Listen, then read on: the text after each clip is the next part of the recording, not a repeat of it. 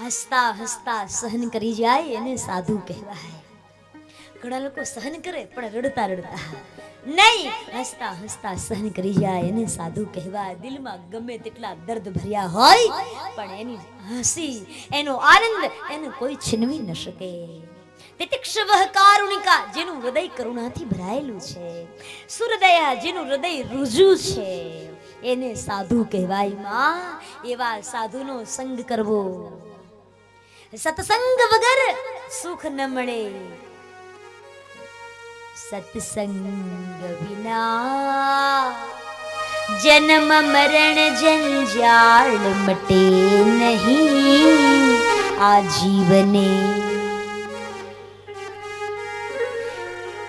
સાચા સત્સંગ વગર જન્મ મૃત્યુ જરા વ્યાધિ એમાંથી મુક્તિ મળતી નથી.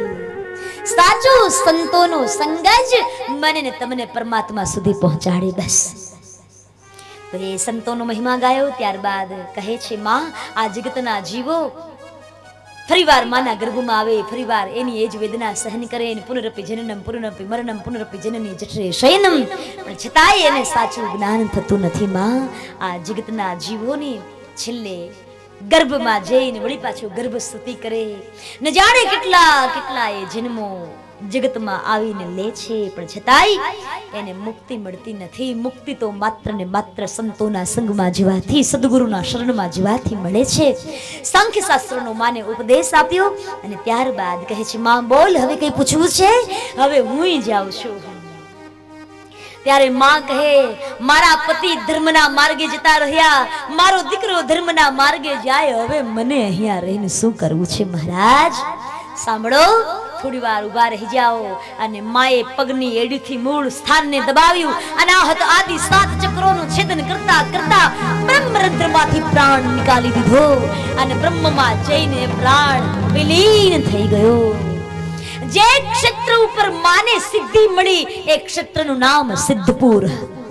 આજ પણ એ આપણું ઉત્તર ગુજરાત, આજ પણ એ સરસ્વતીના તટ ઉપર જ્યાં માતાઓનું શ્રાદ્ધ કર્મ કરવામાં આવે માતૃગયામાં. ત્યારબાદ કપિલ નારાયણ નીકળ્યા અને આવી પહોંચ્યા ગંગા જ્યાં સાગરને મળે છે એ ગંગા સાગરના કિનારા ઉપર આશ્રમ બનાવીને કપિલ નારાયણ ત્યાં રહેવા લાગ્યા. સારે તીર્થ બાર બાર ગંગા સાગર એક બાર. એ ગંગા સાગરની પાવન ભૂમિમાં છેલ્લે પોતાનું જીવન ત્યાં વ્યતીત કરે અને વેદ વ્યાસજી મહારાજ અહીંયા તૃતીય સ્કંધને વિરામ આપે. એ શ્રીમદ ભાગવતે મહાપુરાણે વૈયાસિક્યામ ષડશ સહસ્રયામ પરમહંસ્યામ સંહિતાયામ તૃતીય સ્કંધ સમાપ્તમિદં દ્વારિકાધીશ કી જય.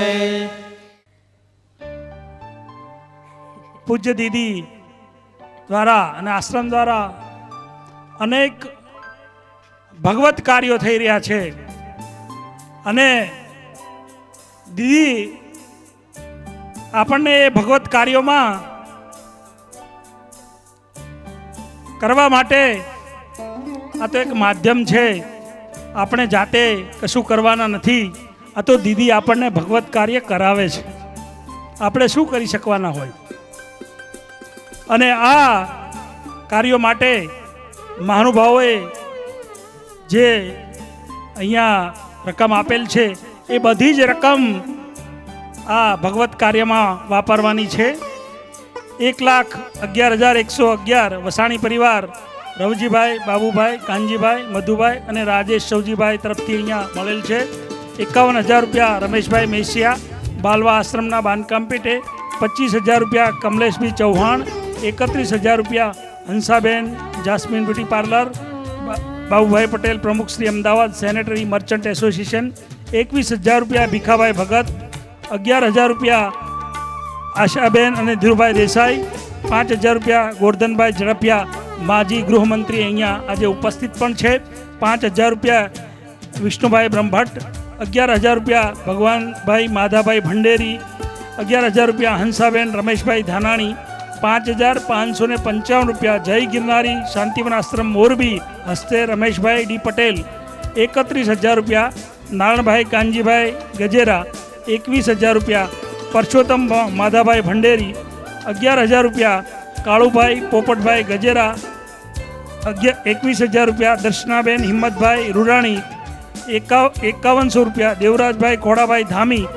અને 5,100 ધીરુભાઈ ભાણાભાઈ ડોબરિયા, 11,000 રૂપિયા વલ્લભભાઈ કાકડિયા આપણા ધારાસભ્ય તરફથી અહીંયા આપણને મળેલ છે. તદુપરાંત 5,000 રૂપિયા હંસાબેન મનસુખભાઈ પટોળિયા સિમલા ઘરઘંટી અને 21,000 રૂપિયા ધીરુભાઈ ભંડેરી બિલ્ડર શ્રીનાથ ગ્રુપ.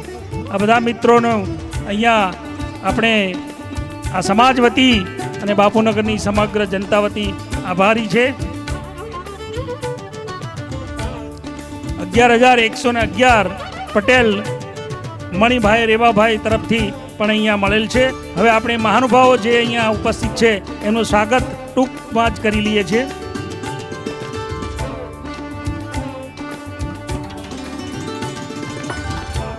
આપણા વિસ્તારના એક પ્રતિષ્ઠિત મહાનુભાવ અને માજી ગૃહમંત્રી એવા ગોરધનભાઈ ઝડપિયા આપણી વચ્ચે ઉપસ્થિત છે. હું એમને વિનંતી કરીશ કે દીદીના વંદન કરી એમના આશીર્વાદ મેળવે અને ત્યારબાદ એમનું સન્માન સોમાભાઈ પ્રજાપતિ કરશે.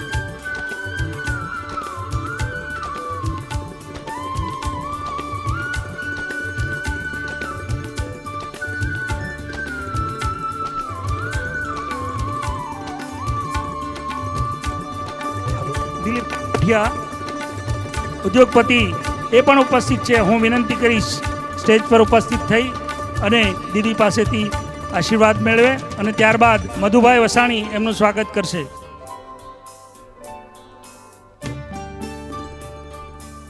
અમારો દિલીપ તો કાયમ પહેલો હોય. 11,111 રૂપિયા દિલીપભાઈ તરફથી અહીંયા મળેલ છે. જગદીશભાઈ ચંદારાણા બિલ્ડર્સ એ પણ અહીંયા ઉપસ્થિત છે. હું વિનંતી કરું એમને તાત્કાલિક સ્ટેજ પર આવે અને દીદી પાસેથી આશીર્વાદ મેળવે અને હસમુખભાઈ પટેલ એમનું સન્માન કરશે. ભગતના હુલાવણા નામથી જાણીતા એવા ઘનશ્યામભાઈ ભગત, ઘનશ્યામભાઈ ભાલાળા અહીંયા ઉપસ્થિત છે. હું એમને પણ વિનંતી કરું સ્ટેજ પર આવે.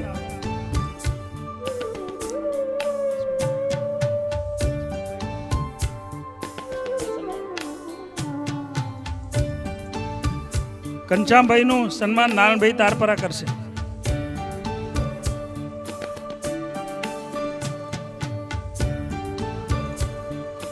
હમણાં ભોજા ભગતની આખી તિથિ ભગતે ઉજવી છે. 11,000 રૂપિયા 11,111 રૂપિયા ઘનશ્યામભાઈ ભગત તરફથી અહીંયા મળે છે. જયંતિભાઈ વસાણી એ પણ અહીંયા વસાણી પરિવારના એક મોભી ઉપસ્થિત છે. એમને વિનંતી કરું કે તાત્કાલિક સ્ટેજ પર આવે, દીદીના આશીર્વાદ મેળવે અને રાજુભાઈ ગજેરા એમનું સ્વાગત કરશે.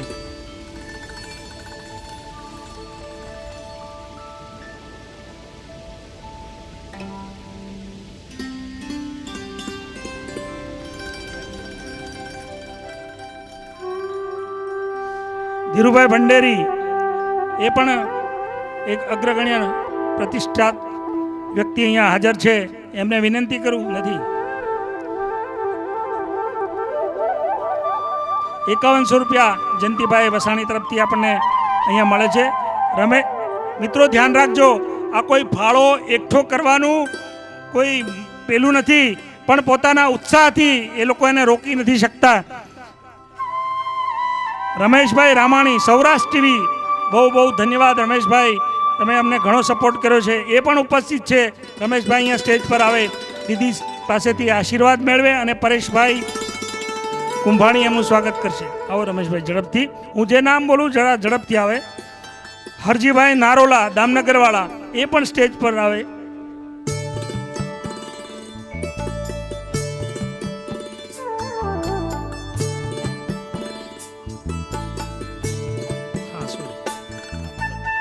અમરસિંહભાઈ નારોલા દામનગરવાળા તાત્કાલિક અહીંયા આવે અને એમનું સ્વાગત જયસુખભાઈ વેકરિયા કરશે. દીદી પાસેથી આશીર્વાદ મેળવશે.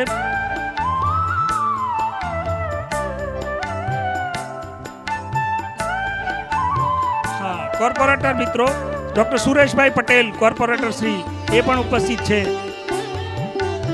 સ્ટેજ પર પધારે.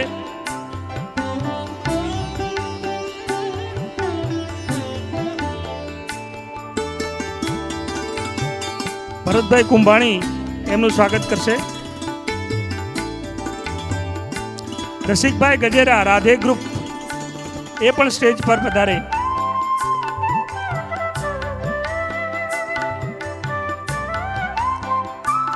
ઉપેનભાઈ વ્યાસ એમનું સ્વાગત કરશે.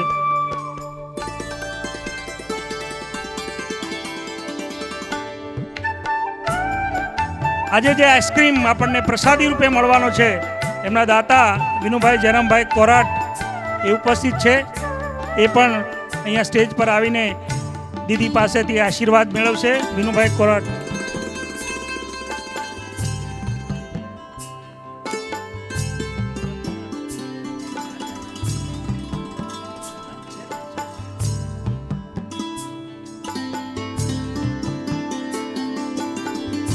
અશોકભાઈ ગઢિયા એ પણ અહીંયા ઉપસ્થિત છે. અશોકભાઈને વિનંતી કરું સ્ટેજ પર આવે.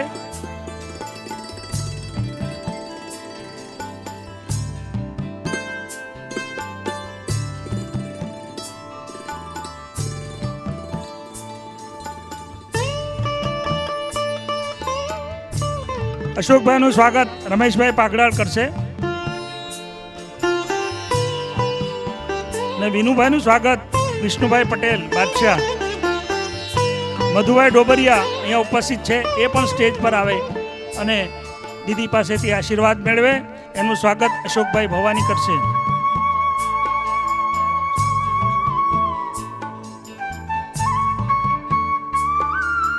હા, 11,111 રૂપિયા અશોકભાઈ ગઢિયા તરફથી અહીંયા આપણને મળે છે.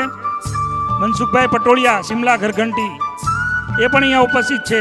એમને વિનંતી કરું સ્ટેજ પર વધારે.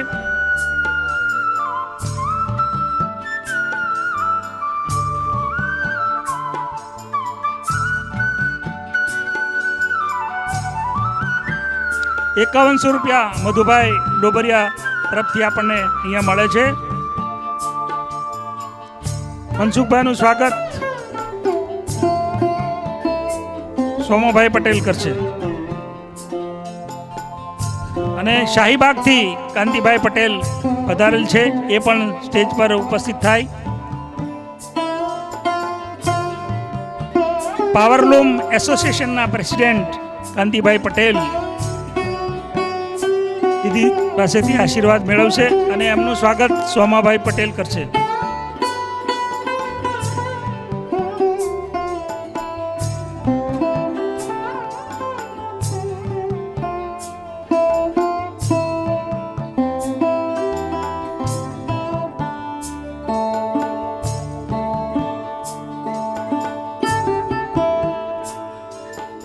આવતીકાલે કૃષ્ણ જન્મ છે અને કાનનો લાવો લભ્ય હોય છે ને આપણે ઉછામણી રાખી છે. દીદીએ જેમ કીધું એમ આ ગિરનારી પરિવારની આ કથા નથી. આ તો બાપુનગરના વિલ્લાઓની કથા છે. બાપુનગરના સર્વ ભાઈ બહેનો જે ઉપસ્થિત છે એમની કથા છે. ગિરનારી પરિવાર તો એક આપણું માધ્યમ બન્યું છે. તો ઉછામણી આપણે કરીએ છીએ. અહીંયા 11,000 રૂપિયા હંસાબેન જાસ્મીન બ્યુટી પાર્લર વાળા તરફથી અહીંયા ઉછામણી બોલાય છે. બીજા આ મોકો ચૂકાઈ જાય તો આ પરમ દિવસે ના આવે, આ કાલે જ આવે.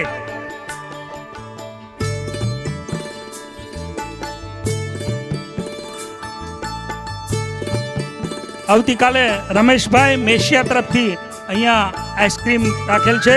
રમેશભાઈ નો આયોજકો ખૂબ ખૂબ આભાર વ્યક્ત કરે છે. આજે આઈસ્ક્રીમ વિનુભાઈ કોરાટ તરફથી અહીંયા રાખવામાં આવેલ છે.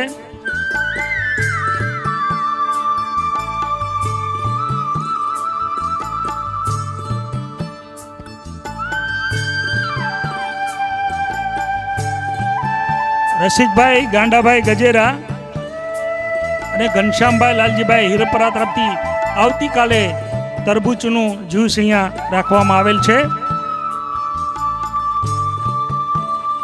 આપણે ધારીએ કાંઈ ને ઉપરવાળો કરાવે કાંઈ. મારા બાપ, આ મોકો વારંવાર નહીં મળે. પરમ દિવસે અહીંયા આવીને કોઈ લખાવશે તો એ સ્વીકારવાનું નથી.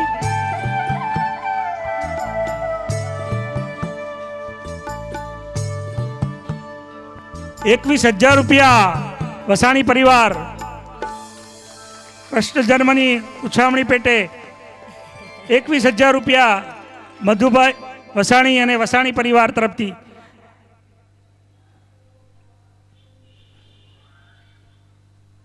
बाल कृष्ण लाल की जय, सदगुरु भगवान की जय। नमः पार्वती पते हर हर महादेव हर। त्रीजा स्कंद ने विराम, चौथा स्कंद ने शुरुआत करता मैत्रेय महाराज बोले,